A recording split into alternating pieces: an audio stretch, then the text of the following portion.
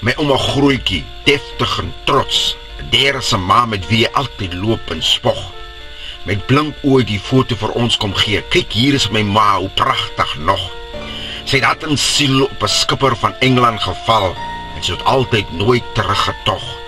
My ouma Grootjie, met wie Dere op die foto altyd loop en spog.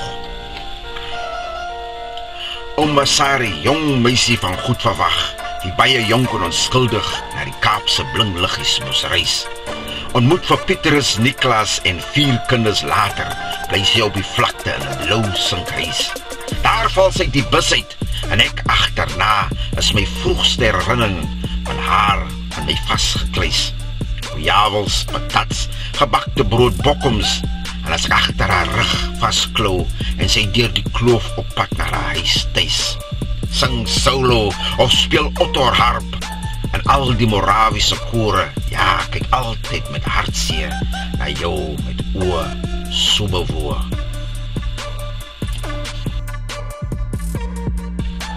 Die hongerwolf is op pad, steek die brood en wortels weg, skree aan die Betty agterna. Alleen het sy haar 5 kinders groot gemaak, en toch was daar altyd iets lekker as ek kom pla. Auntie Tilly, my vriend Monty se ma, wie altyd my met 'n sny brood en koffie kom staar. Los my kind uit, as die ander familie vra, wat soek Joseph tussen ons, en hulle kom klaar. Sy was die mooiste vrou wie my klein melkerige oë vir die eerste keer begroet. Ek het aan jou lippe gehang wanneer jy vir my Bybelstories vertel, toch so soet. Van die durf van 'n Dawid, die krag van 'n Samson en die wysheid van 'n Salomon se moed, hoor ek vir die eerste keer die woorde, jy bly 'n sondaar, tot jy jou hart oorgee aan die Here, my boet. Ons sien wat gevrees vir die breinbeld wanneer jy vir ons 'n blessed pak slaag gee. Moet jy die vel van my gesig aftrek nie, of ek maak nie skollies groot nie, nee.